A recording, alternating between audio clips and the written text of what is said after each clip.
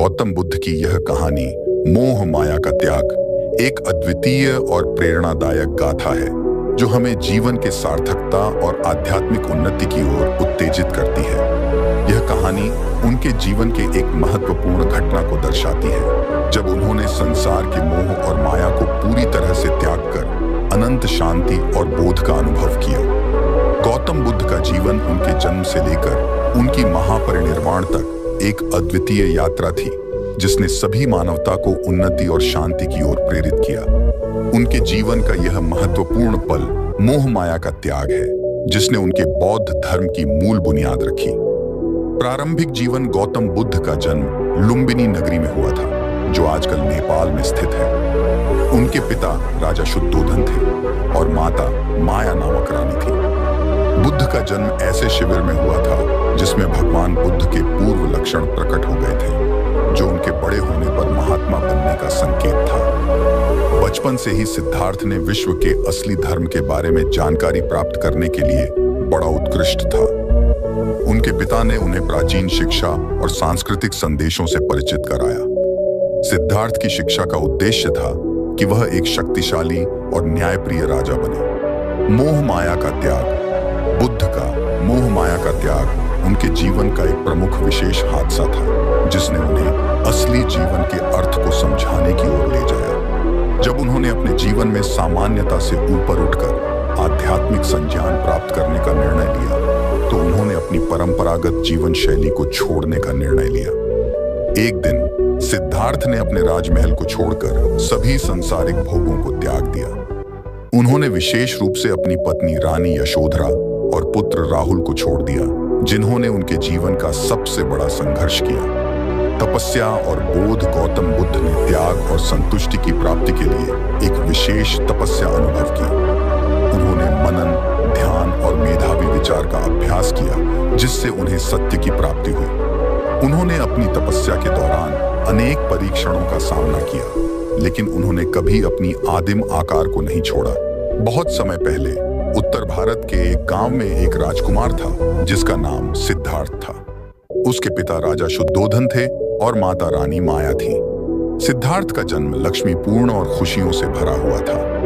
उनके घर की हर सुबह खुशबू फैली हुई थी और हर रात उनकी नींद में मधुर स्वप्न आते थे। सिद्धार्थ की बचपन से ही उनमें गहरी सोच और विचारशीलता थी। उन्हें धर्म की प्राचीन शिक्षाएं और राजनीतिक ज्ञान का विशेष ज्ञान था। एक दिन उन्होंने अपने पिता को कहा, पिताजी, मैं दुनिया की जीवनी को समझना चाहता हूँ। राजा शुद्धोधन ने उनकी इच्छा पूरी करने के लिए सब कुछ किया। सिद्धार्थ को विद्या और शिक्षा में सर्वोच्च ज्ञान प्राप्त होता गया। उन्हें धन, सुख और समृद्धि से भरपूर जीवन दिया गया लेकिन उनके मन में आध्यात्मिकता की खोज थी। एक दिन विचारशीलता ने उन्हें एक समाधान प्राप्त करने के लिए प्रेरित किया।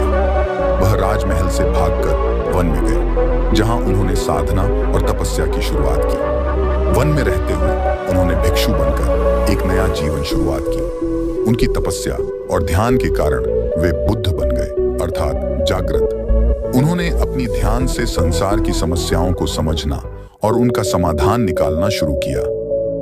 एक दिन वे बोधि वृक्ष के नीचे बैठे थे। उनके मन में गहरी समझ और उच्च ज्ञान की अनुभूति हुई।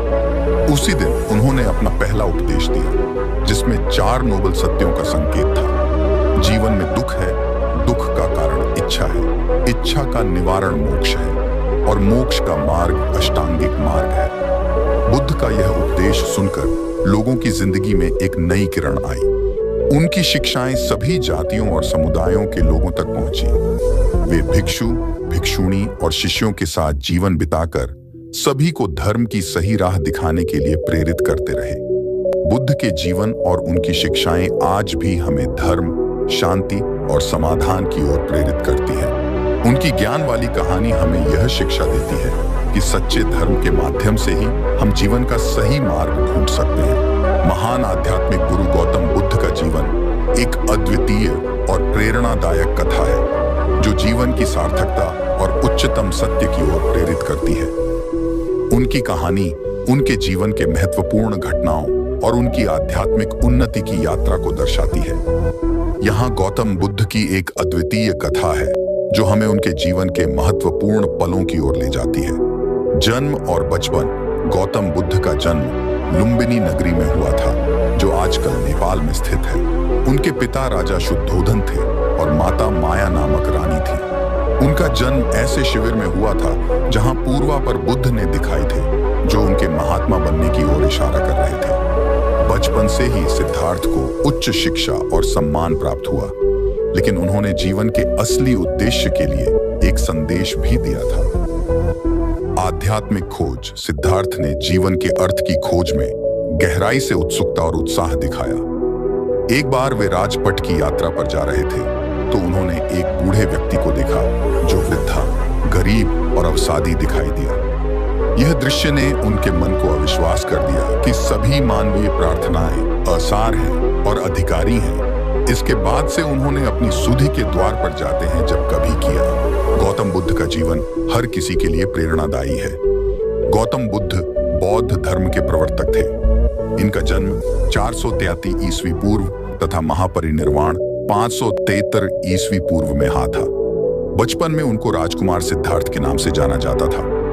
बौद्ध ग्रंथों के अनुसार गौतम बुद्ध के जन्म से 12 वर्ष पूर्व ही एक आर्षि ने भविष्यवाणी की थी कि यह बच्चा या तो एक सार्वभौमिक सम्राट या महान ऋषि बनेगा। 35 वर्ष की आयु में उन्हें ज्ञान की प्राप्ति हुई थी।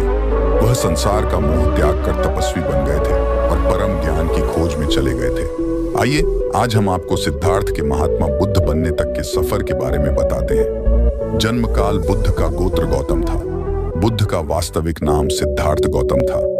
उनका जन्म शाक्य गणराज्य की राजधानी कपिलवस्तु के निकट लुम्बिनी में हुआ था। बुद्ध के जन्म के 7 दिन के भीतर ही उनकी माता का देहांत हो गया था। उनका पालन पोषण उनकी मौसी गौतमी ने किया था। शिशु का नाम सिद्धार्थ रखा गया था। शाक्य वंश के राजा शुद्धोधन सिद्धार्थ के पिता थे। सिद्धार्थ के जन्म से पूर्व हुई भविष्यवाणी से परेशान होकर उनके पिता ने उन्हें तपस्वी बनने से रोकने के लिए राजमहल की परिधि में रखा। गौतम राजसी विलासिता में पले बढ़े। बाहरी दुनिया से आक्रांत, नृत्य करने वाली लड़कियों द्वारा मनोरंजन, ब्राह्मणों द्वारा निर्देशन और तीरंदाजी, तलवारबाजी, कुश्ती, तैराकी और दौड़ में प्रशिक्षित किए गए थे। कम उम्र में ही उनका विवाह राजकुमारी यशोधरा से करा दिया गया। दोनों का एक पुत्र भी हुआ जिसका नाम राहुल था। गौतम बुद्ध की वजह से बदल गया इस स्त्री का जीवन। जाने कैसे सिद्धार्थ बचपन से ही अत्यंत करुण हृदय वाले थे।